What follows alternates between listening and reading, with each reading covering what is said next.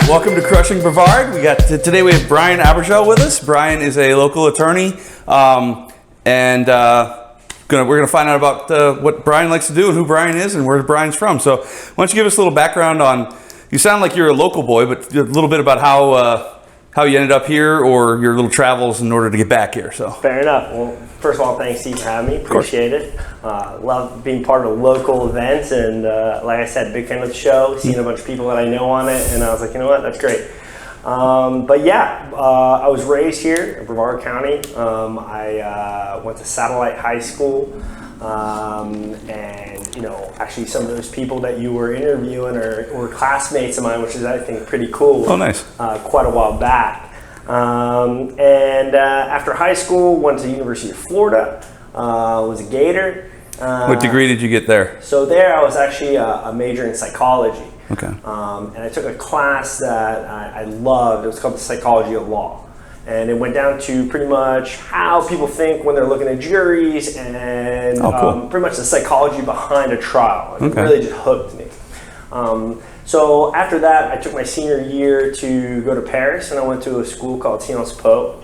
I actually speak French fluently, so when I went there, it was actually easy to just immerse myself into the program and learn a lot about business and globalization. Loved the experience, and when I got back, I was like, I want to be a lawyer. So now, before we get too far, the French thing, is that like a family thing? Because your name is sort of French? Yeah, exactly. So Abergel, which you're doing a great job. Thank you, appreciate it. Is a French name. My parents and I and my brothers and everybody came from France. Okay. We were the only Abergels in the United States growing up. Now my kids, my brother has his kids, so we're actually the second generation of Abergels is through our own. But that's where the fluency came from. They didn't do just an awesome job at Satellite Beach High School teaching French or anything. Because my kid took French, he can't speak 3 words, and he went all the way through. Respect to the teachers, they do a great job actually. But no, I actually spoke French before I spoke English. Okay. But I was raised here, so in school, my friends, everything, I spoke English, never developed an accent. In French, I have a little bit of an accent, but not an American accent. Okay. So in the house, we spoke French. Dinner time, talk to my parents, whatever. It was always in French. Nice. Yeah. All right. So sorry. No worries. So you went to Paris because you already spoke the language and it made it easy. And, yeah, exactly. You could tell what people were saying behind your back. Yeah, exactly. So I was like, all right, you needed a work visa and all this stuff. I had an actual passport, and I was like, no, I'm good to go. I worked for a small marketing firm when I was there. Really enjoyed it. Enjoyed the international aspect. Got back here. Said, I want to be a lawyer, took the LSAT, and while I was taking the LSAT, I actually ended up working for a law firm down the street that's still there. They gave me my first internship. I worked for them for a year while I studied for the LSAT, got in, and or did well on my scores, and immediately said, I need to live in a city. I lived in Paris, back in Brevard. I would have been 22, 21 at that time. I was like, I need something else. So I ended up going to the University of Miami. Okay, nice. Yeah, so Miami, lived there till little would I have known for the next 10 years. So I get there, I think 2011. I don't move till 2020. Okay.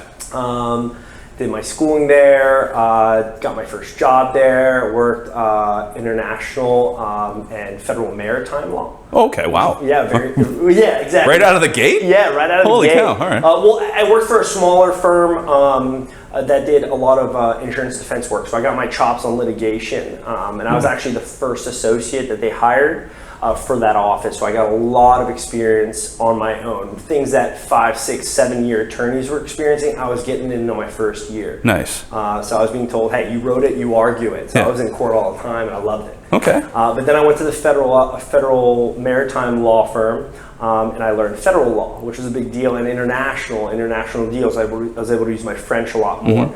After a couple of years of that, I realized I don't like being told what to do. And I was like, you know what, I could do this. So I ended up actually starting my own practice with a partner. And we did that for about 3.5 years. Okay. We specialize in business litigation, transactional law. So I did a lot of corporate docs, helping businesses get started. And then, boom, COVID shows up. And right before COVID shows up, my firstborn. So, all right. January of 2020, my first kid is born. Wow. And we're on the 42nd floor of an apartment building, looking out with a lockdown, ambulances coming up the elevators and pulling people out of units. And I look at my wife and I'm like, hey, we should probably get out of Miami. And she goes, yeah, I think so. Sounds like a good idea. Right. So she loved Brevard. We had visited over the years. My parents live here. My brother lives here, my older brother. Where's your wife from? Is she from Miami? She's Miami, you know, born and raised. Okay. And but she was okay. Well, I mean, yeah, she's okay getting out of Miami that time. At that point, you know, she had put in her time in Miami, and she now had a baby, and it changes the entire city. Oh yeah. You know, as soon as you have a kid.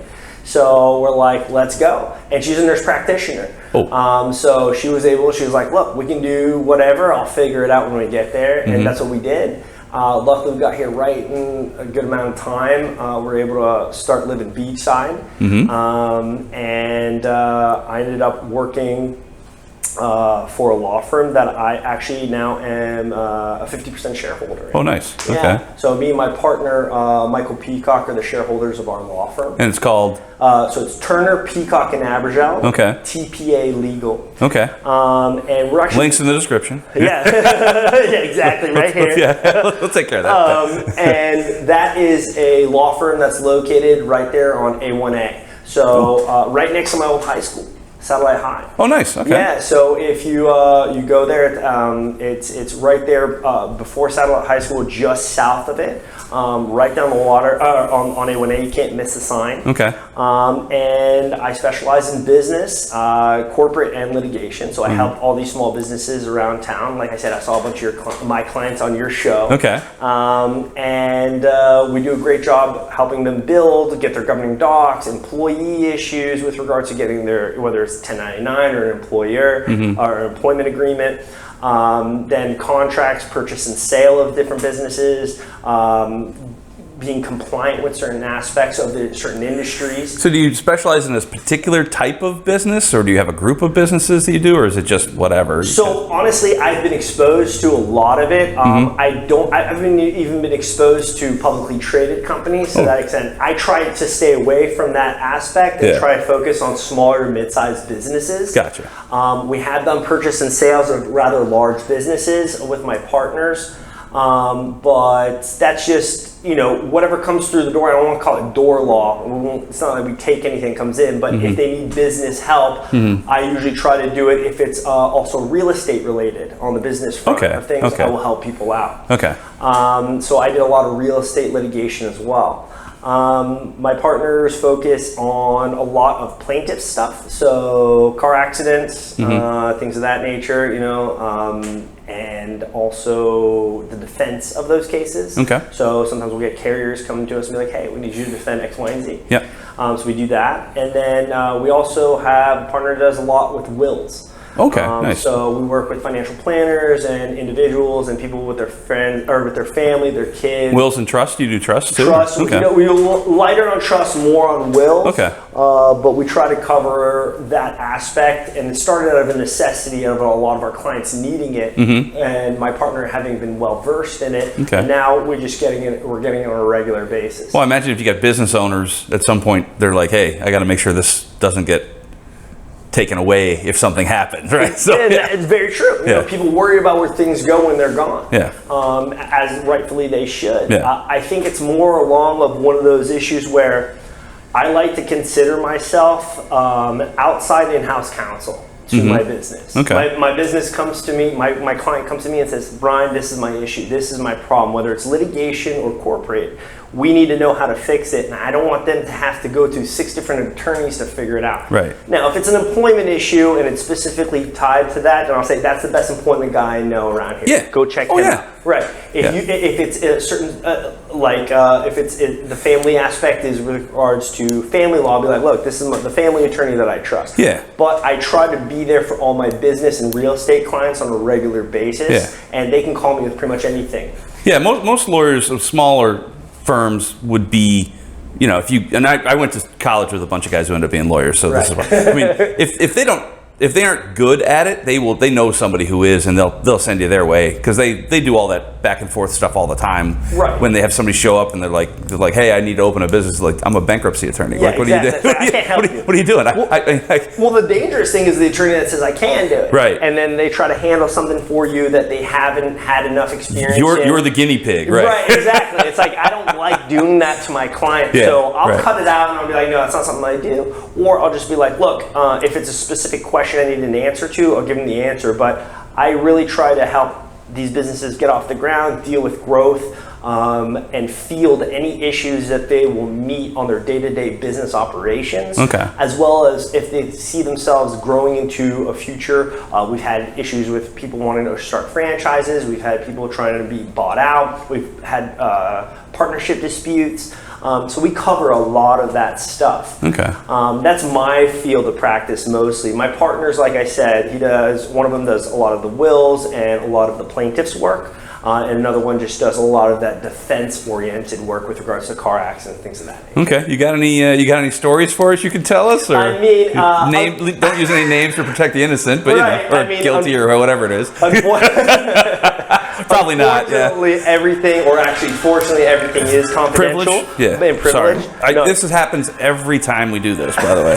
You get a call. Yeah, I forget to turn the stupid ringer off. So if I mispronounce your last name and the ringer went off, we'd have a show. We could just call it right there. So.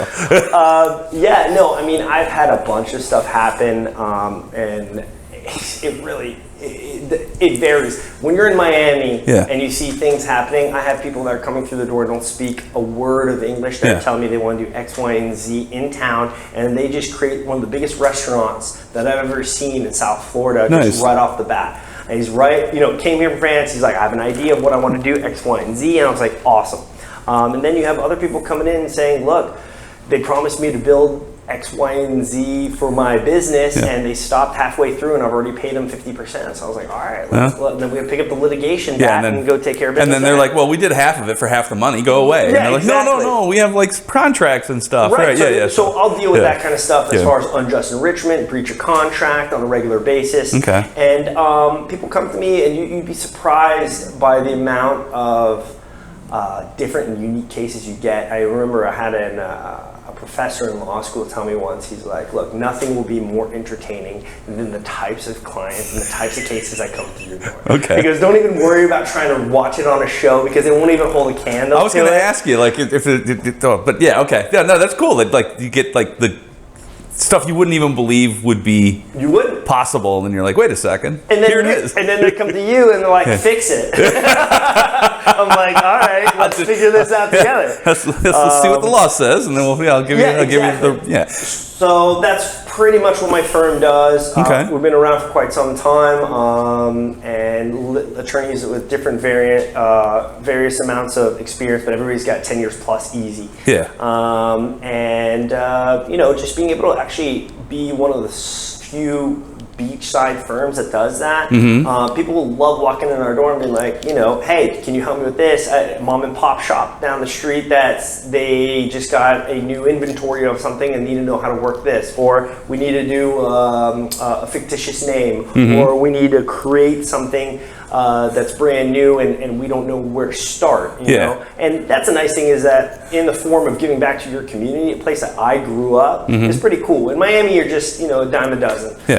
And coming back here and being able to bring my knowledge back here, and being able to help my community that helped me grow up, is pretty rewarding. Nice. Yeah. So I know you said you don't watch a lot of the shows, but have you ever seen one where you're like, hey, that's pretty close? Yeah, no, actually, I take that back. I mean, I was told that. I still am entertained by these shows, and half the time I'll be like, no, that's not real. or I'll tell my wife, yeah, no, I've actually had that happen before. Okay.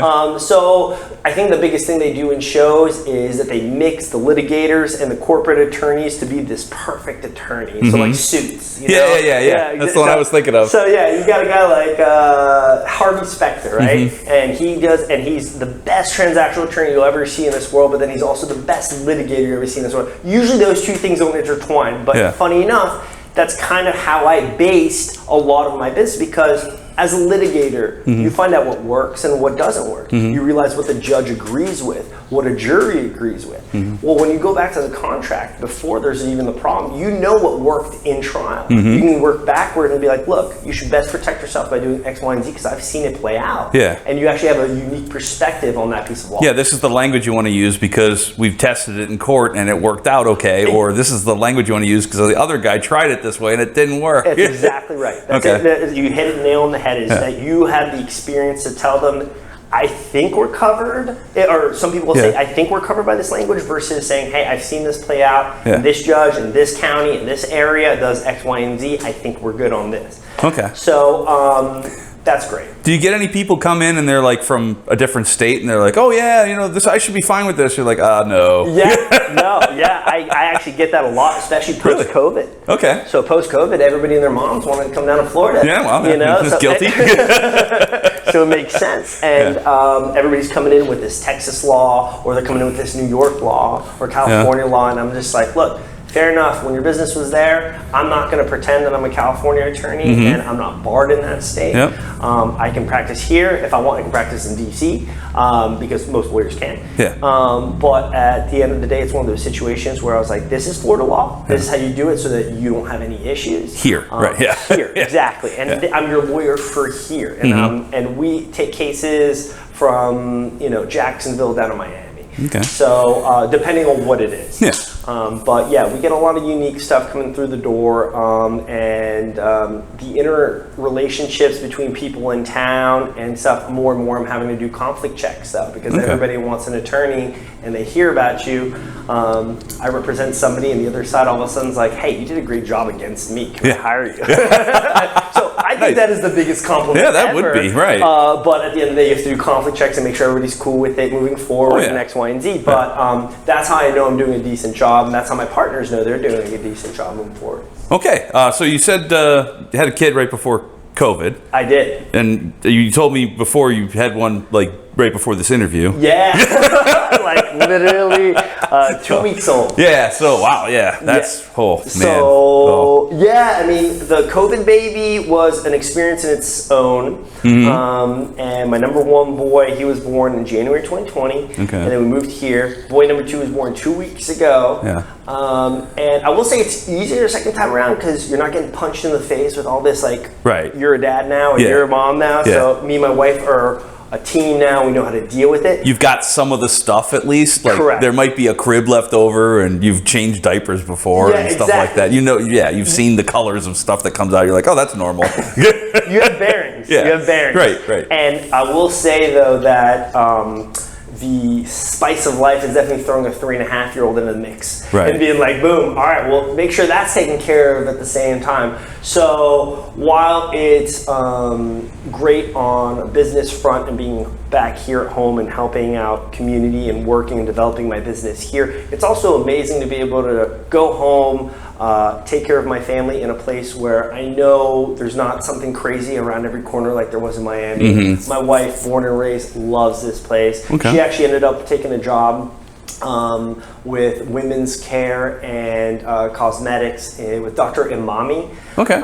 And she actually does that. So women go to her for different types of laser treatment, but they also go to her for breast cancer and things of that nature, because it's all like, it's actually all plastics to a certain degree. And she's actually a cancer survivor herself. Oh, wow. Yeah. Tell me about that. Yeah. So my wife, when we actually moved here, we already had the first kid, and she ended up actually getting diagnosed about 2 years ago. With breast cancer? Breast cancer. Oh man. Yeah, so that was a shocker. But she is by far the toughest lady I know. There you go. And I respect her through and through. And not only was she able to deal with 7 rounds of chemo and radiation, but she also was able to do the lion's share of raising our kid up until number 2. And now I have to obviously jump in a lot more. But it's one of those things where she took it like a champ. She went through it, and was able to come out the other side much stronger, and definitely a role model for a lot of women that she actually works with and people that know her. You know? That's amazing. Yeah, so that was definitely. Is she roughly your age? Yeah, she's actually 2 years younger than me. Okay, wow. So yeah. she's 30. Yeah, so she's like 33. And I don't know if I should tell her that. No. Yeah, exactly. Yeah, exactly. My wife's birthday is Wednesday, and she's turning 19 again. Yeah, exactly.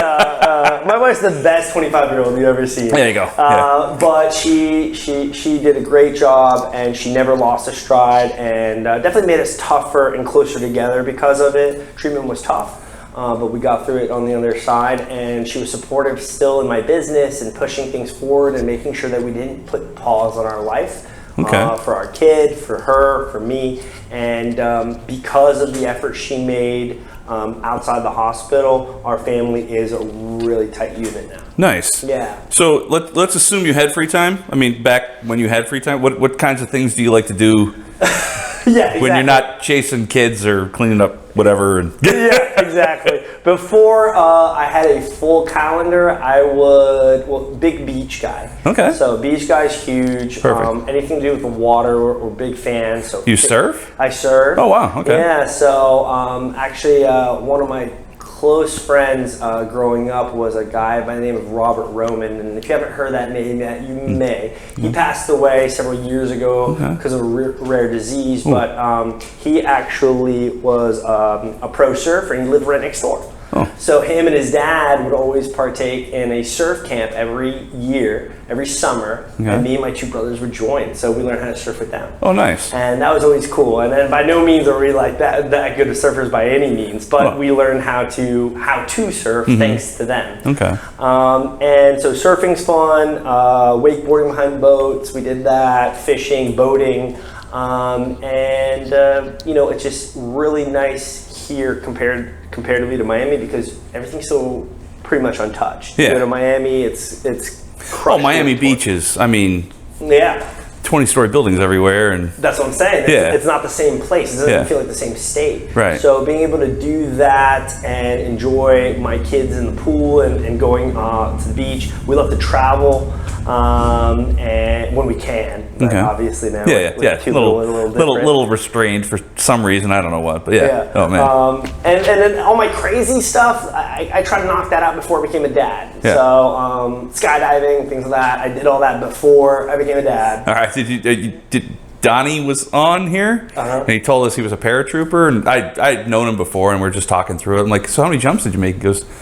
He goes 73. I'm like, well, what was the scariest one? He goes, well, my chute didn't open. Oh. And I'm like, wait, what? Yeah. He's like, like he broke like his hip and his leg and shoulder and knee, and I'm like, so he was able to talk about that on the show. Yeah, on the show. I'm like, so you did okay? Yeah, you did all right. Yeah, you're all right. You did all right. nothing bad. Well, no, I got actually my story was pretty funny. The first time I wanted to go skydiving, I told my older brother and my younger brother about it. My older brother used the excuse. He goes, "Look, my wife's pregnant. I'm gonna have a kid. I can't go with you." Yeah. I was like, "All right, fair enough." I told my younger brother, I was like, "You want to come?" He goes, "Look, man, I'll be honest with you. If you don't die, I'll go with you a second time." I said, okay. Yeah. So I ended up getting up at 7 in the morning, driving by myself to Sebastian Inlet and jumping out of an airplane. Okay. And had a blast doing it. All right. And how high up did they go? I want to say it's like 12 or 10. No, actually, I don't remember exactly. I was saying like 8 to 10,000 feet. Yeah, I would think like 10, 2 miles type of thing. So mile and a half, 2 miles. I did. Yeah, I think 8 to 10 sounds right here. Yeah. And then when we were in Miami, I remember it was 10. Okay. Because after I landed, I told my little brother about it. I was like, "Wow, let's go!" Right? Yeah. So it took 2 more years, and he ended up following me to Miami, and we jumped in Miami together. Okay, nice. And that was cool too. Yeah. So those are just some of the stuff that I like to do. But I try to keep it more to the fishing and beach stuff now on my free time. Keep it safer. Keep it a little keep it a little safer. Yeah. All right. So we talked about the business, and we talked about you growing up here, and we talked about the. I mean, I love going to the beach. There's so much. It's like this is. We just moved here, so we talk about this all the time, and this is sort of it's called Crushing Brevard because Brevard is a cool place, and if people are looking for information on it, we want to introduce them to people and then tell them about the area. But there's so many. It's not commercialized that much. I mean, there's businesses, but but they're like local businesses. Right. Like you walk up and down here, there's no chains. Right. You know. And sorry to cut you off because I totally agree with you. Yeah. I think that one of the unique things we have, and that's on the real estate front as well, is that we've seen a certain type of bubble here in the sense that we have something that no other county in Florida, let alone any city in the United States has. We happen to launch flags up, right? Saying, "Hey, we're here on a regular basis." Yeah. So SpaceX is doing huge. Yeah. Bezos is coming in doing his thing with Blue Origins. You know, you have Harris, you have Northrop Grumman, you have all these headquarters. So Vieira is blowing up. Yeah. And it's just bringing a lot of people, but it's also bringing the good side of it in the sense that it's not oversaturated as far as a market or as far as a place to live. You still go to places you like, you still can avoid your chains, and you're not, you know, stuffed in the street with a bunch of other people. Traffic's getting there, but nothing comparison to South Florida. I mean, everybody here complains about the traffic. I'm like, you gotta live in Chicago. Yeah, exactly. You gotta live anywhere else. From Universal, it was a nightmare to go Walgreens. It's true. It's 2 miles away. Like, hey, be back in like 45 minutes. I'm buying 2 things 2 miles away.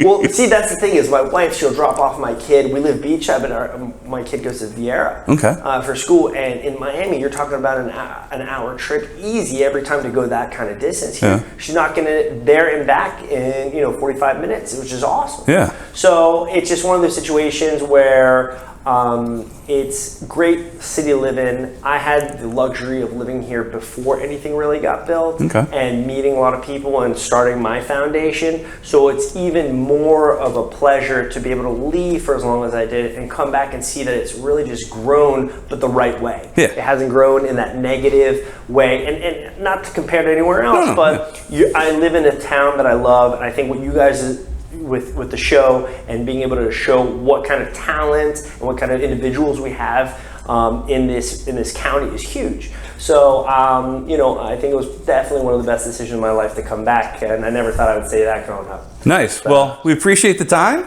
Thanks for letting us know. Again, the links in the description. If you need a lawyer, right here, go talk to him. If he's not the guy, he knows the guy. Yeah, I'll find the guy. Yeah, exactly. Or girls can be guys. I always do that. So sorry. Right. The person. If he's not the right person for you, he'll find the right person for you. But I'll be the right person. So don't worry. Yeah, exactly. We'll start. Thanks, Brian. Appreciate it. Absolutely. Thanks a lot. Yeah.